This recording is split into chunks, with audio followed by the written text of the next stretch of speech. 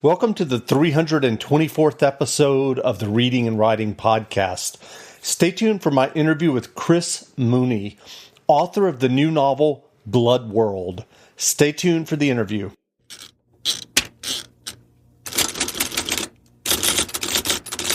Welcome back to the Reading and Writing Podcast. My guest today is Chris Mooney, author of the new novel, Blood World.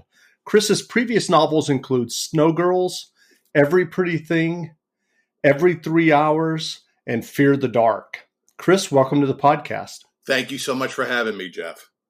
Sure. If someone listening hasn't heard about Blood World yet, how would you describe your new novel? Blood World it's a crime novel that takes place in the not so distant future. And all that means is, say, like 2 to 3 years from now. It's not a sci-fi novel.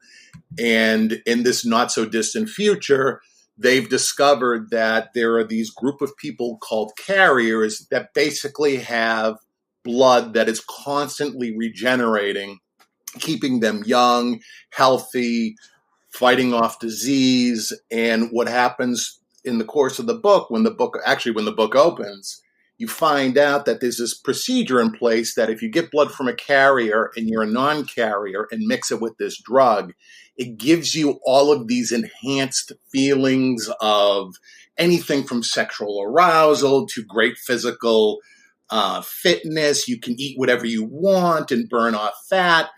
And what's happening now is that all of these basically younger kids, I'll say, teenagers to young adults, are getting snatched from the streets and put into these blood farms and being used, for their blood, for basically the wealthy and the privileged. So it's a crime story from the perspective of a guy who's running the biggest blood farm in Los Angeles, and this young cop named Ellie De Batista, who is really, really convinced she can access the blood world and find out where they're keeping these carriers on these blood farms. So it's a big crime story.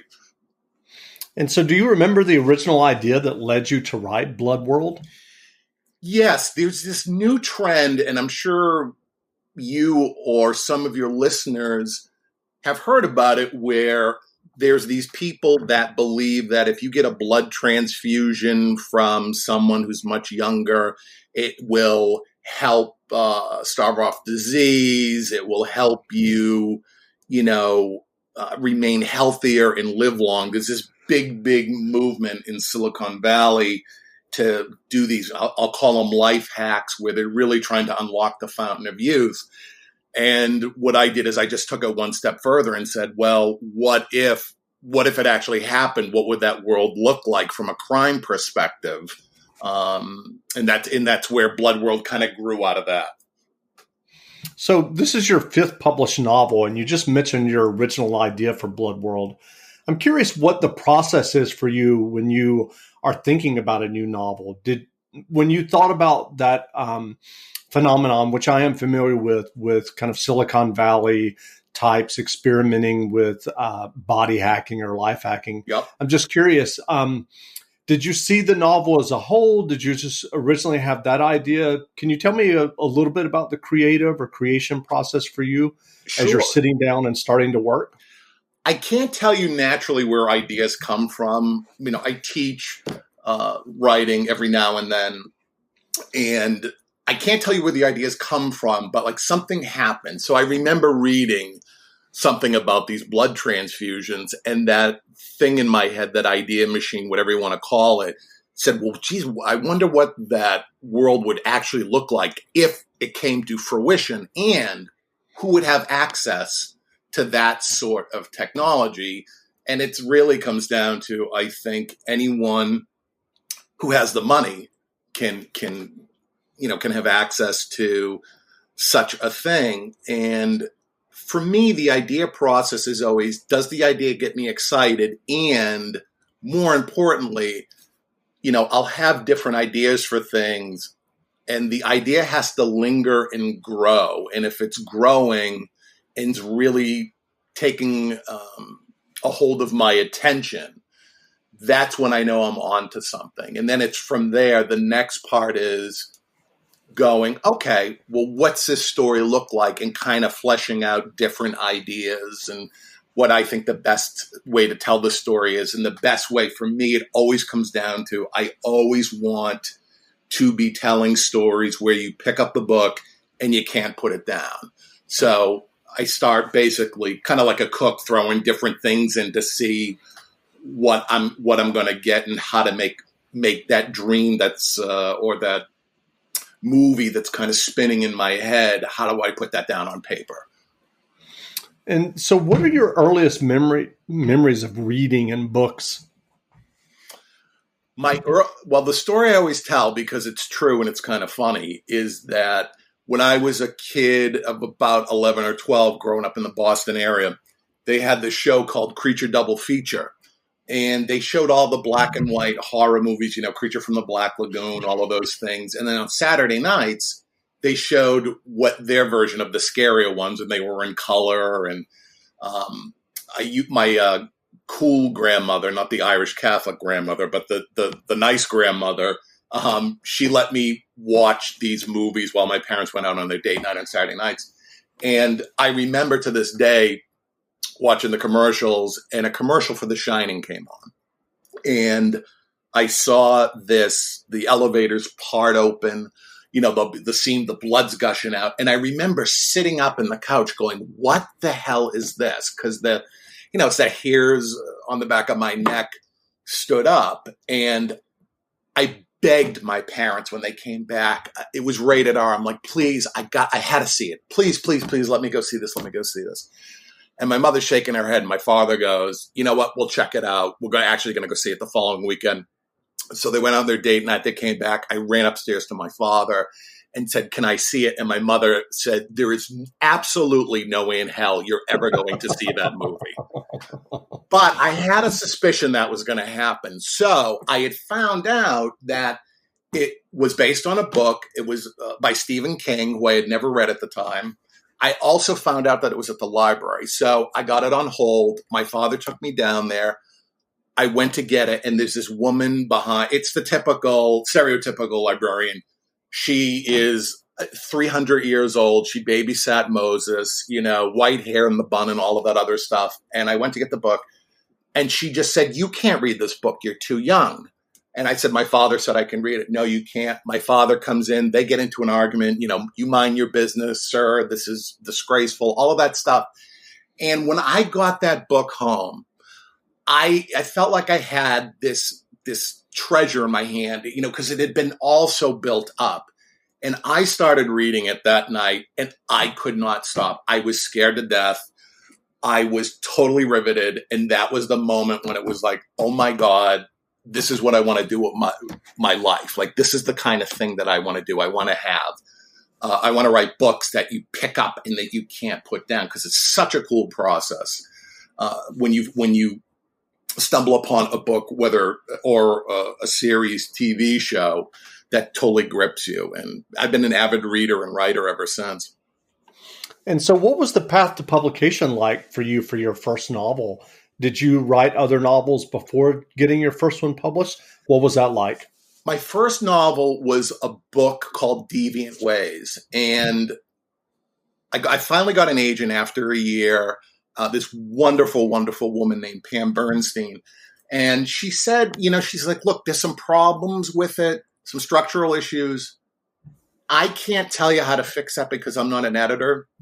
But, we're going to send it out. So we sent it out, and it got rejections. But there was there was a structural issue and all of that. And she advised me going to work with an independent editor. And the guy's name was Richard Merrick, who edited Silence of the Lambs and discovered Robert Ludlum. And I just said, yes, send it to him. Absolutely. This is the guy I want to work with. So he read it. And I remember I had to wait over the weekend. I was just dying. What did he think? What do you think? And Monday morning he calls. And I said, well, what'd you think? And he says, I think you got to start over from page one. And I was crushed. But as he went through his list of editorial notes, there was also the sense of, you know what? I see what he's saying, and he's right. So I basically worked with him on the book, and it was pretty much like a PhD course in thriller writing. And after that, that was the book that sold. And I've been writing, I don't know, I'm like 13 books in, 14 books in, and I've been, writing a book nearly every year and a half ever since. And so you mentioned teaching writing earlier, and Yep. I know you've taught writing at Harvard in the Harvard Extension School. Yes. What's your process for teaching writing? You know what? That's a really good question. And I teach at the Harvard Extension School during the fall and spring. And then in the summer, Harvard asked me to teach for their basic summer writing program. And the thing that I always focus on, the thing that I always feel is lacking as someone who's gone, has attended writing classes and seminars and all that, is there's no emphasis on story. And I think if you're going to be a writer, you have to understand story first. And that's where screenwriters are at an advantage, because they learn very, very early on the importance of story, the importance of structure, the importance of, showing versus telling. So my class usually revolves around that. And I'm always surprised that you'll have these really, really good writers, the craftsman point of view, but they don't know anything about story. And that's the thing I try to teach. And it's hard and it's difficult, but you learn through repetition, and you learn by making mistakes. And I'm a big fan of encouraging as many mistakes as possible. And so how do you learn story? I mean, the thing that there's this great book by Janet Burroway, and she has in it this chart. It looks like an inverted check mark. And it shows, here's how the story opens, and then it climbs to a midpoint, and then it goes all the way up, and you get the climax, and then it comes down and you get the resolution. And if you look at that chart, that structure is apparent in every single story that you look at, whether it be a movie, a TV show, or a book. And it doesn't matter in the genre. I can show, what I show students is that you pick a Pixar movie. That inverted check mark is in a Pixar movie. It's in the newest Batman movie. It's in some quiet literary novel or film. And once you understand that, that's when you can really do a lot with your own writing and storytelling. You have to have the two have to be married together, in my opinion. It takes thousands of hours to become an astronaut, right, Nina? Oh, I'm not an astronaut. I'm a design consultant at the Container Store. But you explore space. I help you find space with our Alpha Closet systems. And you're an expert. Pretty good at it. And you use satellites to communicate. I'm doing more virtual in-home closet designs, but I wouldn't say... We salute you, astronaut Nina, for helping us find space. You're welcome. Hurry to the Container Store to save 30% on all Alpha systems. At the Container Store, where space comes from. As a business owner, you eventually realize you can't do everything. You need a team to grow your business. But hiring is complicated.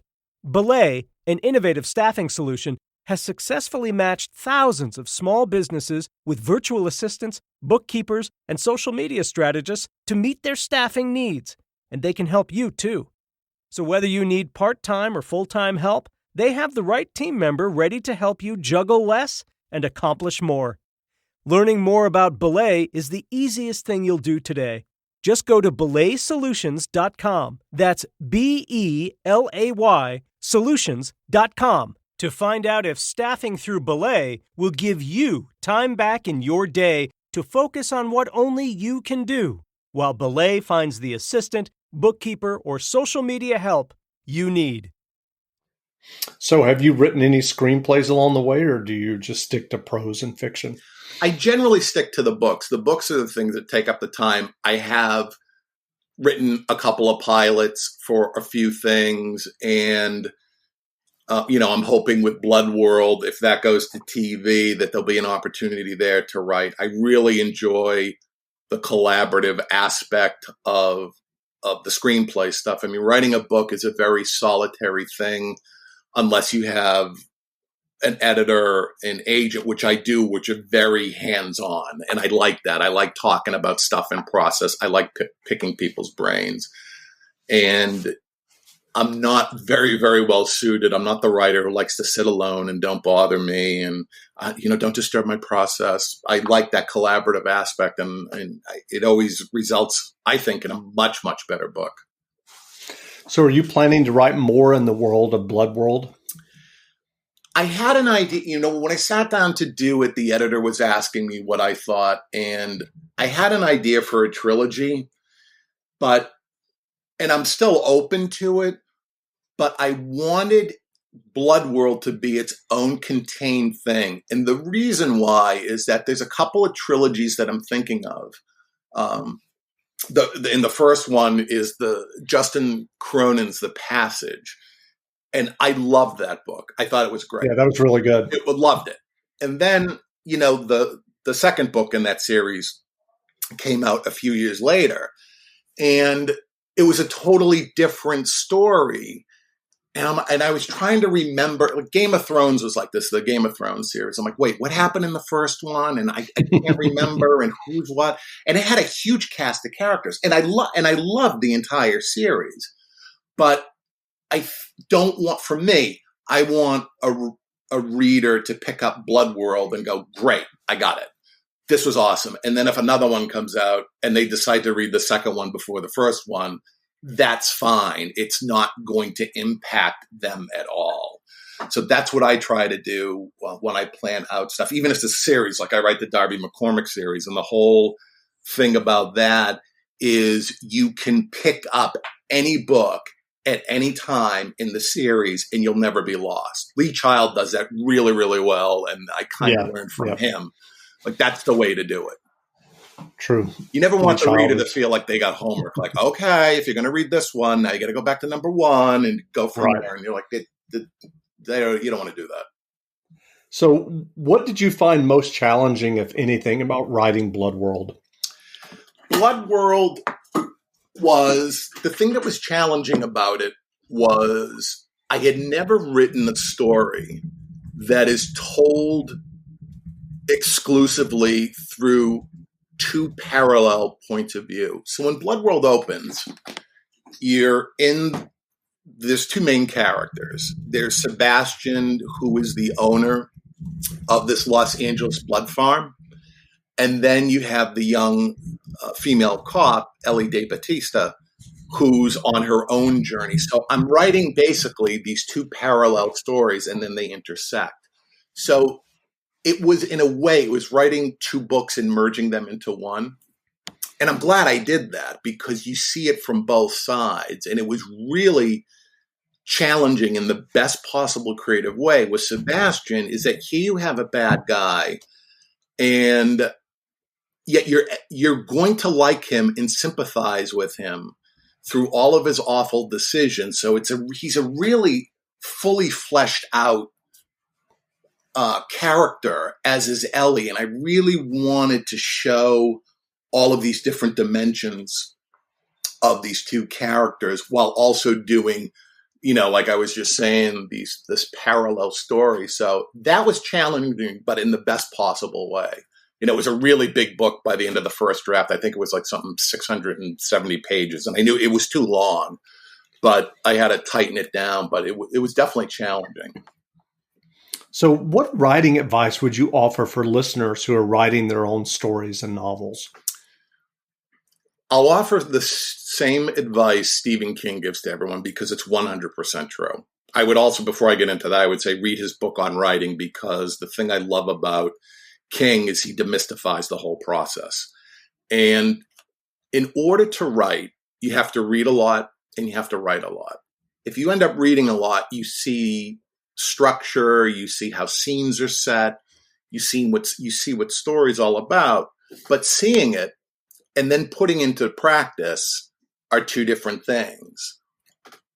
But the more you read, the more you discover, I don't want to call them the tricks, but what the craftsmanship is all about, like how you show and not tell, how you reveal certain things and then answer a reader's question and then reveal something else. And all that does is it takes time and practice.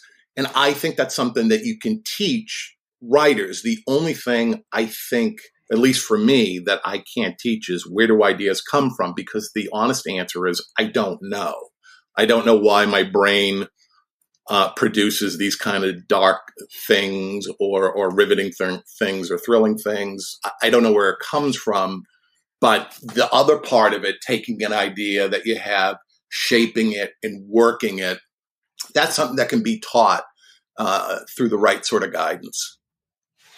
So earlier you mentioned your experience with your first novel and working with its editor, and they said that you needed to start over on page 1. I'm curious if you can remember, what was kind of the biggest challenge or the biggest thing for you to learn as you were rewriting that novel and basically learning how to write a publishable thriller novel? The biggest, I just wrote about this in my newsletter that I sent out this month, which is, the thing that really struck me with Dick's editorial letter wasn't the structural things. It was this advice he gave me at the end, which basically said that the entire book was a lie. And what he meant by that is that he could tell through my writing, I was afraid to go to certain places or to really flesh out certain scenes because I was worried that the reader was going to read this and go, oh my God, this guy needs intensive psychotherapy and preferably to be locked away somewhere because he clearly has some sort of mental issues. Because how does a thriller writer come up with these things? How does Stephen King come up with these things and look so normal? He can't be normal. And I really took that to heart. And when I read that, I knew he was 100% correct. And when I sat down to write the book that became Deviant Ways, I promised myself that I was going to do what Stephen King says, is tell the truth, meaning I'm going to take the brakes off my imagination.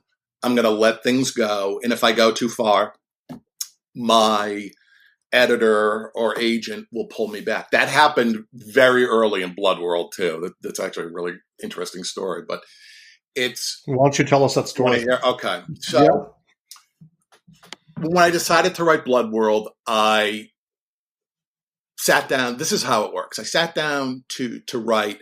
I had an idea of what the first scene was about, because I don't necessarily outline, but I outlined, like, our chapter 1 is going to be about this, this, and this.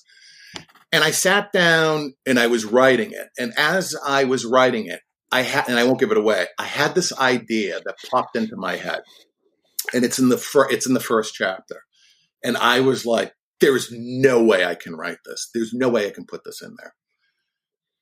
But I did it anyway. And the reason why I did was creatively, in that my gut's like, you have to write this. Yes, it's a little uncomfortable, but you have to write this because the whole book is going to revolve around this. And it's a really shocking thing. So I wrote it. I wrote the first, 3 chapters because we wanted to show it to the editor and get feedback. So I sent it to my agent, this guy named Josh Getzler, really good agent. And I knew he was going to come back at me. So he calls me and goes, hey, I read the pictures, not the pictures, excuse me. I read the pages. And I said, uh-huh. And there's this long pause, excuse me. And he said, there is absolutely no way, Chris, I can show this to the editor. They're going to think you've lost your mind. And I said, I knew you were going to say that. And I don't blame you for saying that. But and I laid out my entire strategy as to why this scene was important. And we went back and forth, back and forth, back and forth. And I finally convinced him to do it. And we had set up a meeting for me to come to New York, and I was going to sit down, the two of us, and my editor was going to be there. Actually, a couple of editors were going to be there, and everyone had read it. And you could tell when I went there was this white elephant in the room. So I said, all right, let's talk about it. What did you think of that first chapter? And there was this dead silence. And I could feel it in my gut going like, oh no, this is not going to turn my way. And I turned to this really, really smart woman who was next to me, and her head was kind of bowed. And I said, well, what did you think? She goes, honestly, we thought it was great. So that was a huge relief. And the book just sped up from there. Sometimes that works, and sometimes, rightfully so, my agent will go, this is too far, and I can tell you the reasons why. So going back to your original question, which is I always encourage writers, you have to go there. If you're going to, you got to tell the truth. You got to really delve into the character, into the scene, and you can't worry about being judged, because once you put that censor on, it really impacts the story that you really truly want to tell. You're essentially in a way killing it. So that's a great story. What novels or nonfiction books have you read recently that you enjoyed? God, that's a good question. I'm just finishing up. James Patterson wrote this book on the Kennedys, and being from Boston, I'm fascinated by the Kennedys because they played such a huge, huge role in our state's history. So that's really, really good. I'm about to start reading this book, and it's for research, this book on Blackwater, the security company. And then there's another one that I'm halfway through. It's A Line in Winter. It's about Winston Churchill. I've been reading that on and off for about a year. It's like 1,000 pages, and I can only read so much of it because I'm getting pulled in different directions. But everything I read, it's utterly fabulous. That's great. Well, where can people find you online if they'd like to learn more about you and your novels? You can go to my website, chrismooney.books.com. If you go there and sign up, we're giving away for Blood World. There's this prologue that I wrote that you can get, and it introduces you to what life looks like in a blood farm. And you can follow me on Twitter at Chris Mooney Books, and Instagram, Chris Mooney Books, and same thing with Facebook. Great. Well, again, we've been speaking with Chris Mooney, author of the new thriller novel Blood World. The novel is available now, so go buy a copy. And Chris, thanks for doing this interview. Thanks so much, Jeff. I really appreciate it. I had a great time. Great.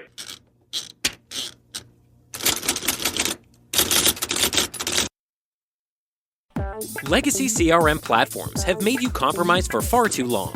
With HubSpot's CRM platform, you don't have to choose between enterprise tools that are powerful or easy to use. It gives you both, so your marketing, sales, and service teams can align with ease, accelerate sales, and anticipate every customer need. Finally, there's a CRM platform that helps you run better so you can grow better, without complexity ever getting in the way. Learn more at HubSpot.com. Hey Houston, as we enter the new year, it's the perfect time to start planning for your healthy, pest-free lawn with True Green, America's #1 lawn care company. True Green's science-based approach and local expertise will help give your lawn the year-round care it needs to be thick and weed-free. Go to truegreen.com/radio to take advantage of our special New Year's offer and save 50%. Just call 1-866-759-0858 or go to truegreen.com/radio today to take advantage of this limited time offer for a greener, healthier lawn that you can be proud of.